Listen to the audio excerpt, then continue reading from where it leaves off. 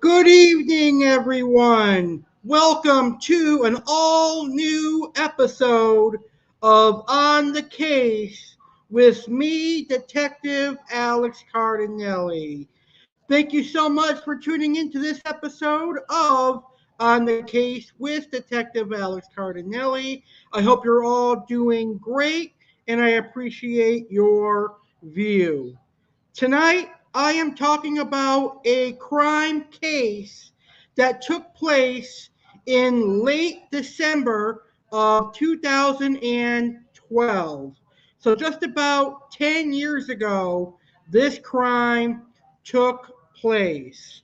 Now, this week's crime took place in 2012 in Biddleford, Maine, which is a small city in Maine, which is in New England in the United States of America.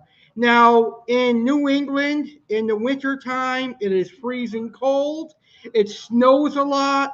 And with the freezing cold temperatures in the winters of New England, people can get frustrated. People can get angry. And bad things like this can happen because of the weather. Trust me, I know. I grew up living most of my life in New England. So anyway, our crime takes place on December 29th, 2012 in Biddleford, Maine.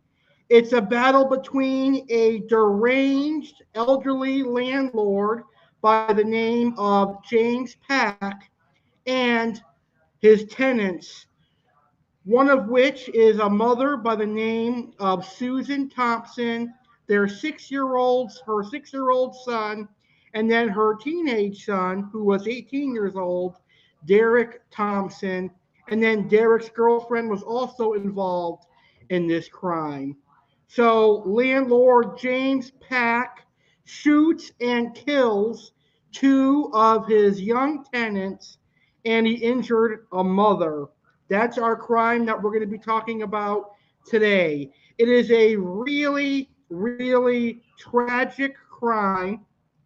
And something I want you to take away from this crime case is that it could have been prevented by the police. This, in my opinion, is actually a crime that was committed as a part of negligence by the police. Because if the police had done their job, this crime would have likely not happened. But we're going to find out all the details about this crime and why I think it's a negligence on the part of police that led to the murders of this young couple that died at the hands of James Pak. A really, really sad crime. I found out about this crime by watching ID Discovery's newest season of Fear Thy Neighbor, which is a crime show that I like to watch. It covers these neighborly disputes. And I have been very fortunate that I have never been involved in a neighborly dispute, and hopefully I never will. I have been very friendly with all the neighbors that I lived with, thank God, knock on wood. So anyway, let's get this show started and let's talk about what to know about this crime. And as always, if you're watching this video, please feel free to share your opinions and your thoughts on this crime in the comments. I welcome your feedback. So here is what to know about this crime. A man named James Pak murdered two teenagers, Derrick Thompson, who was 19 years old, and Olivia Welch, who was 18-year-old, inside their apartment while having an argument with them about late rent, snow shoveling, and parking. That's the crime that we're going to talk about a little bit later. But let's learn about the perpetrator and the victim, as we always do on our crime show. So let's learn about the perpetrator. And the perpetrator is a man that is known as James Pak. Now, James Pak is an elderly landlord who was in his middle 70s at the time of the crime. He was a Korean War orphan. Now, James Pak was of Asian descent and he had a really bad temper and he had anger issues. And he was a person that was known to get violent with others frequently. So very volatile situation. And this is someone that should not have been allowed to be a landlord because he could harm anyone at a moment's notice. So here are a couple of images of our perpetrator, James Pak. So this is James Pak before the shooting, I suppose. He looks like a normal elderly man, except he was very angry and he was a violent individual. And this is James Pak at his court hearing for murder and attempted murder. So that's the perpetrator, James Pak. Very sad that two people had to lose their lives. Now, James had previously had problems with many neighbors and tenants, and he was very angry and aggressive towards them also. So, not just the Thompsons, but he had problems with previous neighbors and tenants as well. Neighbors described him as a horrible landlord with a short temper who spied on the people who rented from him. So, in other words, people said that if you rented from James Pak, you were not allowed to have guests over. You were basically not allowed to have a life. Now, James Pak was a stonemason, and he was the landowner of Korean Yankee Landscape in Biddleford, Maine. Now, James Pak owned the 2-unit Cape Cod style house in Biddleford, Maine, that the victims, Derrick Thompson, his mother, Susan Thompson, and his younger brother rented. All three of those people that I just mentioned are the victims in this case, along with Derrick's girlfriend, Olivia. When Derrick's girlfriend, Olivia, stayed the night, it enraged James Pak and it made him want to charge more rent money. Now, as I mentioned earlier, James wanted to control his tenant's life. He did not want them to have guests over ever. He only wanted 2 cars in the driveway, and anytime there was a third, he would throw a fit. He grew increasingly angry when Derrick's girlfriend parked in the driveway. At one point, he actually threatened to have a car towed because of 2 or more cars were parked in the driveway. So James was just a terrible landlord at that. And a part of the way James acts is why I personally would never want to rent from anybody, because you never know how a landlord would be. Now, he would barge in on the tenants without knocking or giving warnings. So, in other words, he would enter his tenant's house uninvited, unexpected, and he would barge in on them. Very, very sad that someone had to live like that, knowing that their landlord could break in at a moment's notice and cause that much stress. I'll be right back, folks. I just have to go give my dog some water. I apologize for the inconvenience. It will take me just a quick second. I'll be right back, folks.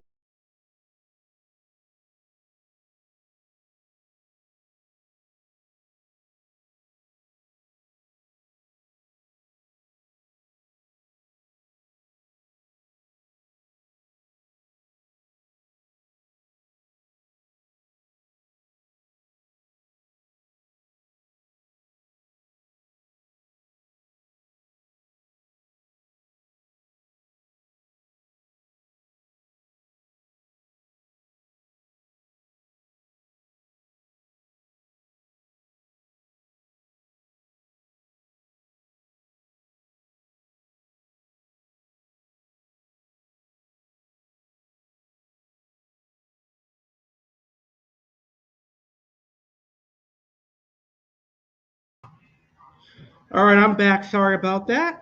So that's the perpetrator, James Pak.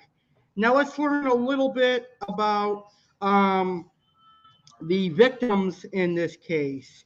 So, as I mentioned earlier, the victims are Susan Thompson, who was the mother, Derrick Thompson, who was the older son, and they had a 6-year-old who lived with them, and that was Susan's 6-year-old son, and they rented a house from James Pak. Now, Derrick Thompson was 19 years old, and he loved cars, and he loved working on cars. Now, Derrick had a girlfriend by the name of Olivia Welch, who was 18 years old. She began staying the nights at the house and parked in the driving lot. The Thompsons knew that James Pak did not like this. However, they told Olivia she could park her car in the driveway, and this made James Pak very angry.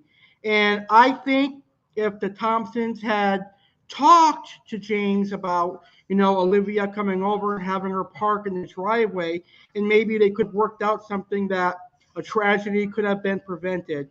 But you can never really predict what's going to happen. Even in the moment, you cannot predict what's going to happen. So it's hard to say for sure. Now, Derrick always worked on his cars, and he made noises when working on his cars, and it drove James Pak nuts. James told him to stop making noise in the driveway, and of course, this caused tension between landlord and tenant. Now, it has been said that the Thompsons didn't pay rent when issues weren't fixed. I don't know if that's true or not, but I'm going to make mention of it because it is all over the articles that are online. So it may be true, but that also added to the anger that James was having with these tenants. It was late payment or no payment at all. So Susan went away for a weekend, and Derrick and his girlfriend had a male friend spend the night, and this caused James to call Susan several times, leaving several threatening voicemails. So a meeting had been arranged for December 28th, 2012. That was the day before the crime. However, Susan Thompson could not make such a meeting early in the morning. And this also led to James Pak getting seriously angry. And detectives believe this is what led to the crime that occurred the next day, which was December 29th, 2012. So here is a picture of the victims that lost their lives: 19-year-old Derrick Thompson and 18-year-old Olivia Welch. They had a promising future together, but unfortunately, it was taken away because somebody had anger issues, someone was a violent individual, and they were very deranged and not fit for society. Very, very sad. When I saw this episode of Fear Thy Neighbor, It broke my heart that someone could be so evil and so controlling that they would take people's lives because they're not following your stupid and what's the word I'm looking for? Um, Stupid and out of control rules. When you're going to make rules as a landlord, you got to be fair. You got to make sure that your rules aren't imposing on people. Telling people you can only have two cars in the driveway is kind of insane if they have more than two people living there. But that's just my personal opinion. So those are the unfortunate victims of this crime. So Teresa Lapsley is watching our video. Hey, Teresa, how are you? She says, wow, the landlord seemed like he was out of control. Yes, absolutely. Now, as someone that studies crime, I try to see it from both perspectives. But in this case, it seems like it's prevailing that the landlord had serious mental illness. And even if people wanted to side with the landlord, they would have to realize that what this guy did is borderline insane. He likely had PTSD from being a war orphan, and he had undiagnosed mental illnesses as well for being so violently angry all the time. All right, so that's what you should know about this crime. Now let's talk about the actual crime itself. And I'm going to try to explain it as best as I can. So the crime took place on December 29th, 2012. And my brother and I were talking about this crime earlier. And this is actually a time of year where most people are happy, cheerful, and even joyful. It's because it's the Christmas holiday and you're getting ready for a new year. So people from other states are going to be coming in celebrating the holidays with you. So imagine having a murder happen around this time of year. It's going to tarnish your thoughts of Christmas and New Year's. So my thoughts and prayers definitely go out to the Thompson family because it's always going to be edged in their heads that this happened in the Christmas of 2012. So anyway, December 29th, 2012, an argument broke out between landlord James Pak and tenant Derrick Thompson, and the argument began over shoveling because there was a huge snowstorm that day and there were cars that were parked in the driveway. As I said, it was a big snowstorm and cars could not be parked on the roads. So in places like Massachusetts, Connecticut, Rhode Island, pretty much anywhere in New England when there's a snowstorm that's going to have a lot of snow, you cannot park on public roads. It has to be in driveways. So James should have known that as a landlord, but instead, he's not all there. He freaked out over it. So when he saw Derrick arrive home, he immediately flew into a fit of rage. When James saw Derrick shoveling snow, James started a loud argument with Derrick. It was so loud that the neighbors can hear it. The argument was over late rent money, extra cars in the driveway, and shoveling. It was a very loud argument that Susan and Olivia rushed outside from their home. The argument continued to escalate to the point where Susan had to film because she started fearing for Derrick's safety and her safety. It is even recorded in the video that James calls them names and he even throws a couple of threats at the victims. At one point, James Pak threatened to shoot and kill the Thompsons. It is at that point Derrick, Susan, and Olivia returned to their home and they called 911 to report the argument and James's behavior. Unbeknownst to them, James was already drunk.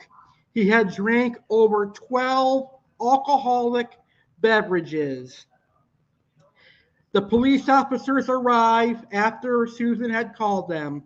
When 911 and police officers arrived, unfortunately, Derrick told them that he did not feel threatened, which is a terrible mistake on his part. Had he told them that James threatened him to shoot them and he did feel threatened, it could have turned out a lot different. Anyway, the police talked to both sides, and the police tried to explain to James that they could not do anything about the cars being in the driveway. One, the snowstorm, and two, they're actually tenants, so they have a right to park in the driveway. They also told James he cannot threaten people. He cannot threaten to shoot people. James repeatedly said to police he wanted to shoot and kill his tenants. He also told police his life would be better if the Thompsons were dead. The police ignored that. They didn't do anything when he repeatedly said that. Police officers tell James and Derrick to keep their distance and leave each other alone, and they left. Now, I don't know why the police did not react to James's threat or continuous threats, but if they did, I don't think James would be in jail, and I think Derrick and Olivia would still be alive. Now, while the police were likely in their cars and leaving the scene, that's when James Pak planned the attack. He went back in his house and he retrieved his gun. And he likely had one more alcoholic drink before pulling out the attack. James ran out of his house and into the Thompson home. Now the Thompsons didn't even know he was there because he entered so quietly. They were removing Christmas decorations. So James entered the house, and when Susan saw him, James immediately told her he was going to shoot and kill them all. James then began shooting, and he first shot Susan Thompson. Then he shot and killed Derrick and Olivia. Derrick and Olivia, unfortunately, did not survive the shooting. They died instantly on the scene. Susan survived by playing dead and again calling 911, this time to report a shooting. Susan was the first to be shot, Derrick was second, and Olivia was third. Olivia pleaded not to be shot, but unfortunately he killed her anyway. Each victim was shot twice in close proximity, so he knew he was going to kill them by shooting them twice in very close range. It was only 3 minutes from the first 911 call that the second, more tragic emergency call came in, and Susan reported that James Pak had shot all three adults in the house, but luckily the 6-year-old son was hidden in a bedroom. So he survived the attack, and Susan did as well. Now, James, immediately after shooting the victims, ran back to his house and barricaded himself in his house for nearly 3 hours. He told police his life was over. Now, during the time police were talking to him, he was so aggressive and angry, he would not comply with their commands. After 3 hours, when he stormed out of his house angrily and aggressively, he had to get tased in order to be arrested and reprimanded. So it just goes to show you he didn't care for anybody, even police. James Pak was charged with 2 counts of murder and 1 count of attempted murder. He tried to plead for insanity, but it was denied. He will serve a life sentence for murder and 30 years for attempted murder.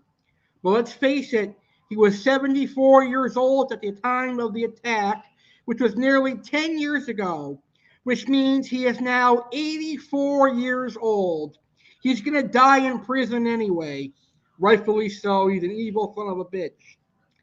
So Susan, rightfully so, is suing the Biddleford, Maine Police Department for negligence. in this case, and that is the crime.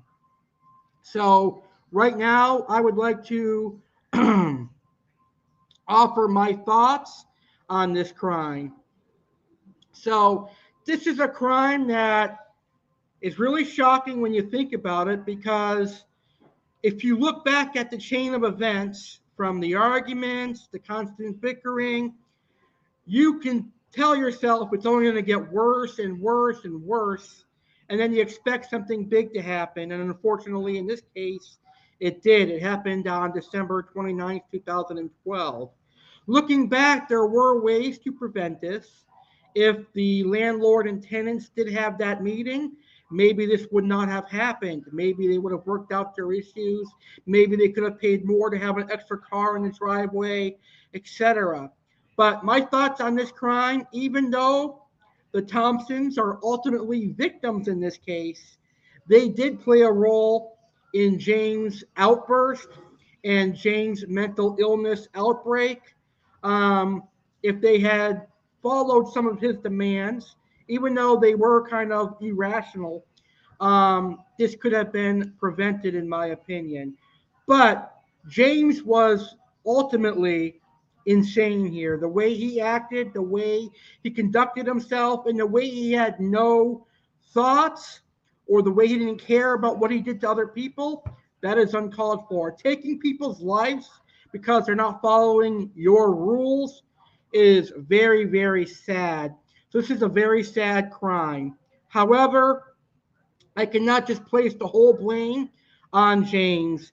I do have to place a lot of blame on the Biddleford, Maine Police Department, because of the way they reacted to the first 911 call.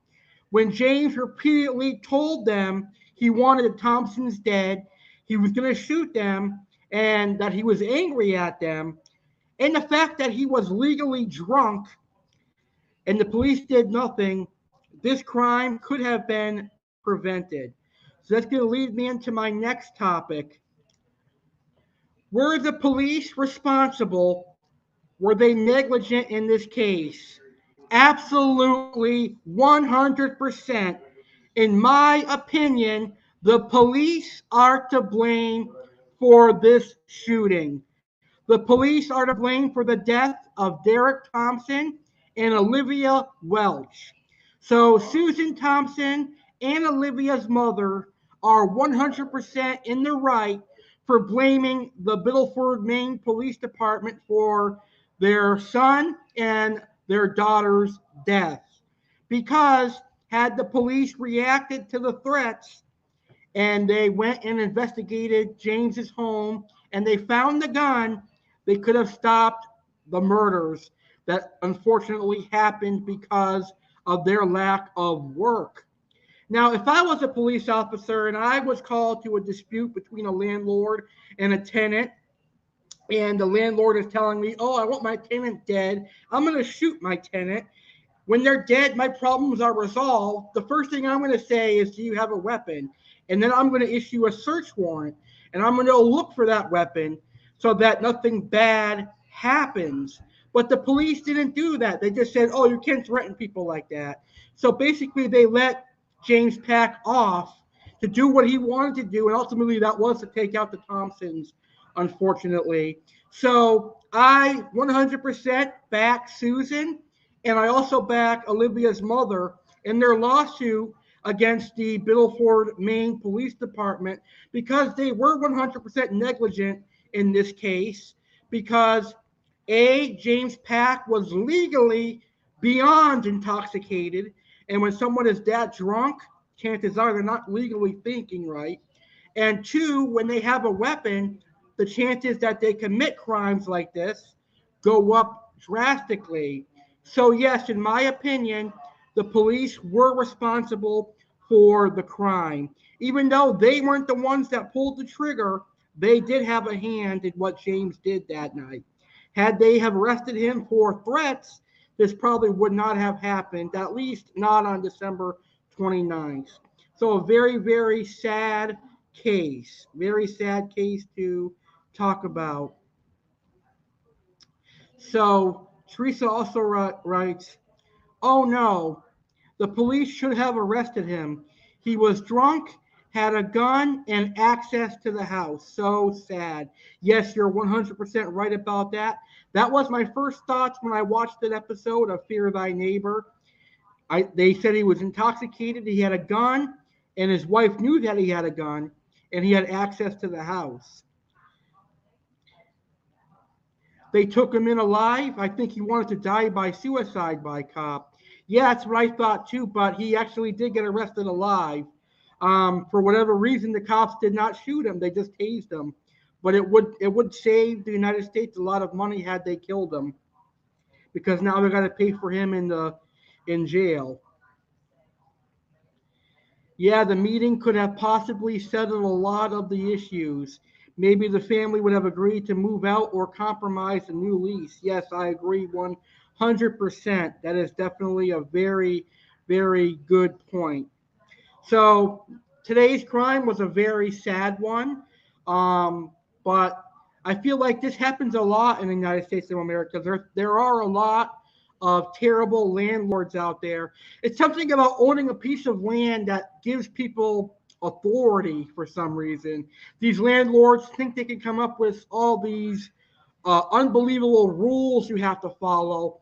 For example, I have a friend that has a landlord that says you can't have a dog over 90 pounds, which is totally unrealistic.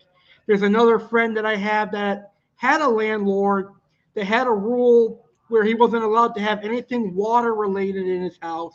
So he couldn't have a water bed, he couldn't have a fish tank or anything like that. So some of these landlords go on power trips and create these rules, and they expect their tenants to live comfortably under them. Very, very sad. But again, this case proves that cops aren't always right. Cops can also be negligent. And this is one of the cases that proves it. The James Pak, Maine shooting and killing of Derrick Thompson and Olivia Welch is a good example of cops not doing their job right. Very, very sad case. All right, I want to thank you guys for watching this video. This is actually one of my most watched live crime shows. I see a lot of people watching this video live, and I greatly appreciate your view. Thank you so much for spending your Friday night with me. I really appreciate that. So if you enjoyed today's video, please hit the thumbs up button, give me a like, share this video with your friends. I cannot wait to talk about my next crime in a couple of weeks. I think I'm going to start doing On the Case with Detective Alex Cardinale on Friday nights instead of Monday night. I think Fridays are a much better night for me. So I look forward to talking about my next crime case in a couple of weeks. Until then, stay safe, everybody. Thank you for watching. Make sure to subscribe to my YouTube channel if you're a new viewer. The legendary Alex Cardinale. I do crime videos. I do tropical fish videos. I do cooking and baking videos, pro wrestling videos, and a whole bunch more. So there is something for everybody. Thank you guys for watching. If you see a crime, make sure you call 911 to report it, and stay safe. Good night, everybody.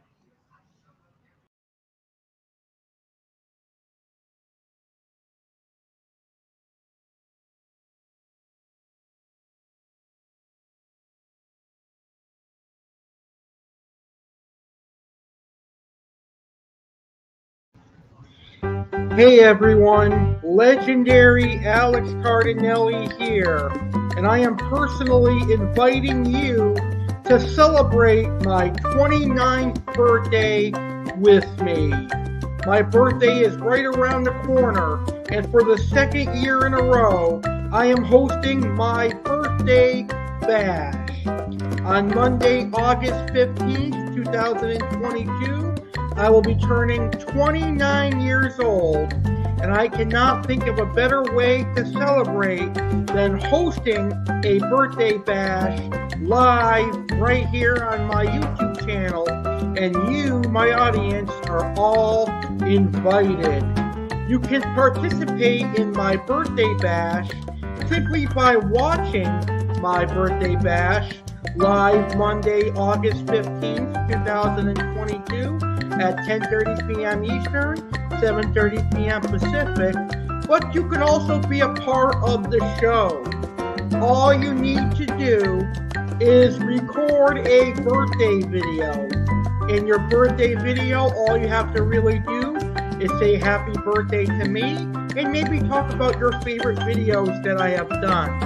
Then email your birthday video to alexcardinale19@gmail.com and I will play your birthday video on my birthday bash.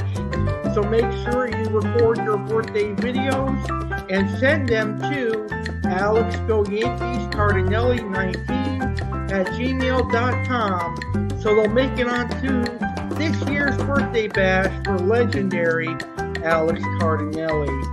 So this year I am turning 29 years old. My last year in my 20s. It is incredible how time flies by. And this year I am doing something fun. For my birthday, I plan on going to Orlando. And I may go to Universal Studios, or I may go to Icon Park, or SeaWorld, or Disney. We shall see. But one thing is for sure, you can expect a vacation vlog. Where will I celebrate my birthday in Orlando, and who will come with me? Obviously, it will be my family, but I may have a very special guest and friend joining me to celebrate my 29th birthday. That's going to be awesome. Will there be special guest appearances on my 29th birthday bash? Who will be the special guest celebrating my birthday? We should find out. Also, on my birthday bash this year, since I'm turning 29, I will talk about the 29 best life moments I've had thus far, and I'll also recap my 20s, since this year is the last year of me being in my 20s, and next year I get ready for 30, so that's going to be really exciting. So guys and gals, subscribers of the legendary Alex Cardinale YouTube channel, and everyone watching this commercial, get ready for my birthday bash coming up really soon. Live Monday, August 15th, 2022, 10:30 p.m. Eastern, 7:30 p.m. Pacific. Celebrate my 29th birthday with me, legendary Alex Cardinale. Thank you guys, and I cannot wait to see you on my birthday bash.